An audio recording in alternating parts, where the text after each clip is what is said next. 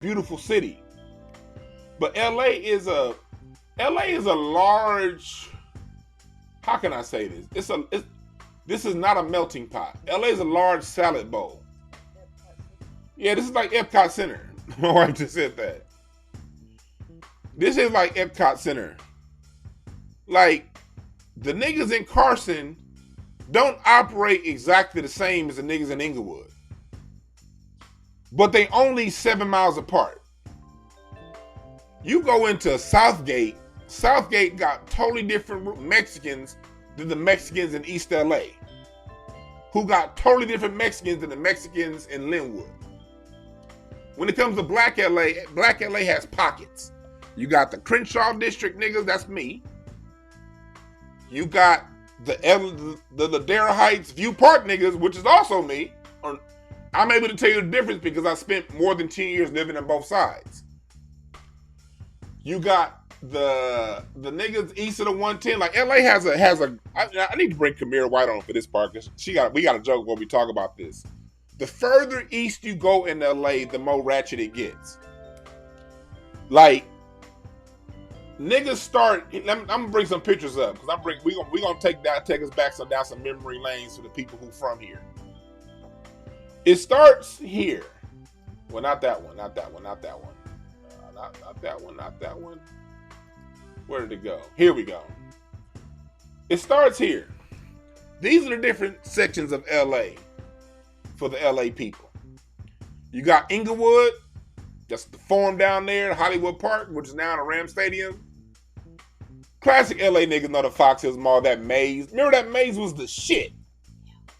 I remember I got scared one time when I was a kid because my sister got lost. My big sister got lost when I was like 3 and I was scared. You got the LA Coliseum niggas, sports arena. And it's like, the further you go east, from Black LA starts at the Fox Hills Mall. Black LA starts at the Fox Hills Mall in Culver City. Why does it start at the Fox Hills Mall?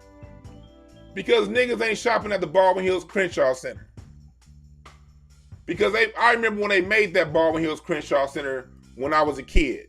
That shit wasn't never shit. They never had a goddamn thing in it. Matter of fact, my uncle designed. There was a black man. What's his name? I'm gonna pull it up for you. LAX. What's his name? What's Paul Revere Williams? Those buildings you see down here, the Baldwin Hills Mall. A black man named Paul Revere Williams designed these at Macy's, and the one on the bottom right. And my uncle was one of the head people in charge of getting that thing built. But LA starts at about the Baldwin Hills, about the Fox Hills Mall. And every major street you go east from there, get a little bit worse. You got your rich niggas right around La Cienega. That's called Ladera Heights. That's where all the rich niggas live. The niggas that got money, that got bread. A lot of them could have moved to Beverly Hills, but they said, nah, we ain't trying to be around no plastic nose white folks. We want to stay around here around our people. That's where you get a lot of studio executives and record label executives and politicians that live there from around the world. You keep going east and you get to La Brea. Still, good money in La Brea and Overhill. Overhill is where you get, though, is the borderline between the rich niggas and where it starts to go down from there. Slauson and Overhill is somewhere that you can commonly see Nipsey Hussle on the weekends slinging his CDs in the mid-2000s. And then you get down to Alviso, and that's where the hood starts. Alviso is about a half a mile before you get to Crenshaw. I'm taking you down Slauson. You get to Slauson and Crenshaw. That's where the Marathon store was. Let me tell you something about LA and this city. Part of the reason why you don't see too many legacy black businesses is because the city of LA has always been at war with the black business class. The reason why I'm stopping you here at Crenshaw and Slauson is at the Nipsey Marathon store is because oftentimes I'll be going down to Slauson and Slauson and Crenshaw. Just before Crenshaw to stop at Woody's Barbecue. I love Woody's. Shouts out to Woody's Barbecue. And that was right next to the Marathon store. Every 2 or 3 months, you had the LAPD raiding Nipsey Hussle's Marathon store. Why? Because of the gang injunction laws. They had a rule at the Marathon. No one carried heat. There were no guns at the Marathon store. That's part of the reason why we all, like all of us that are from here, know we all feel allegedly, we all kind of feel in our gut. Them folks had something to do with that. Because that was a space they couldn't carry guns because LA had these injunction laws where Nipsey hired people who were former felons. And if there's a gun on the premises and a felon on the premises, that felon can then get locked up and have another strike. So the police every 2 or 3 months were raiding the Marathon store because it was a successful young black business. See, here in LA, like I was saying earlier, our gang class comes from being a protective class. The city of LA has always had it in for black society here in LA.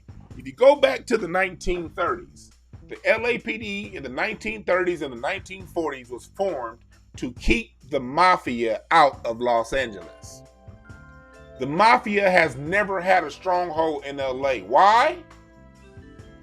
Because the LAPD is the mafia / Gestapo unit for the city. What are you saying, Dewan? Well, this is what I'm saying. If you go back to the 1930s and 40s and 20s, Central Avenue was the Crenshaw of the day. And this is all gonna come back in a full circle. I'm talking about LA, but I'm using LA as a microcosm that black people can apply this to around the diaspora. Because the same games they play here, they export it out to other places. So this is game for your city too, because it's coming. Or it's already come in its own form. Central Avenue was a place that black people had thriving black businesses. That's where Miles Davis, when he left New York and came to LA and wrote the Birth of the Cool album, the style of jazz that brought in what's known as the smooth style of jazz, Birth of the Cool. He came up with that on Central Avenue. Central Avenue was a thriving black section of town through the 1920s, 30s, and 40s. I know because I have a 96-year-old grandfather who lived on Central and 22nd when he moved to LA in 1937 as a 13-year-old. And I talked to him about this. My 96-year-old grandfather still has a very sharp mind. Like, he ain't lost a damn thing in his head. He's still funny as hell. He still called me the big nigga. He still called me the big unit. Like, hey, big unit. Shouts out to Poppy. But yeah, that's where your black businesses were. And when LA rid itself, in the early 1940s, LA rid itself of the mafia. Bugsy Siegel tried to send one of his people out here. I think it's sometime in the third. I don't know the exact year. But Bugsy Siegel sent some of his people out here to establish a stronghold in Los Angeles. The LAPD beat that man within an inch of his life, put him back on the train to Chicago, and said, "We run this town. You don't get to come here." So, after LAPD rid itself of the mafia and no longer had to worry about dealing with the mafia, where did they turn their attention? What's up, 3J in the chat room? What's up, P. Rothstein? What's up, y'all? Thank y'all for joining. They turned their attention to the black businesses along Central Avenue.